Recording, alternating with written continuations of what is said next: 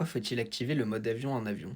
Quand j'étais petit, on m'a toujours dit que si je l'activais pas, c'était hyper dangereux pour l'avion. Alors qu'en fait, si c'était vraiment dangereux, les téléphones ils seraient interdits comme les bouteilles d'eau dans les cabines.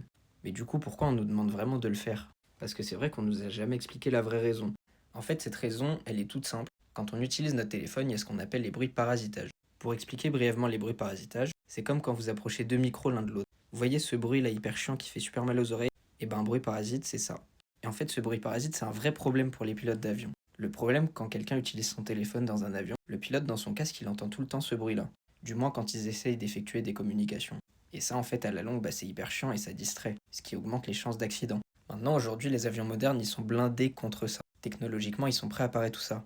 Sauf qu'un nouveau problème est apparu il n'y a pas si longtemps que ça, et ce problème-là, c'est la 5G. En fait, les ondes de la 5G, elles sont super proches de celles d'un radioaltimètre. Un radioaltimètre, c'est l'outil qu'on utilise pour déterminer la hauteur de l'avion.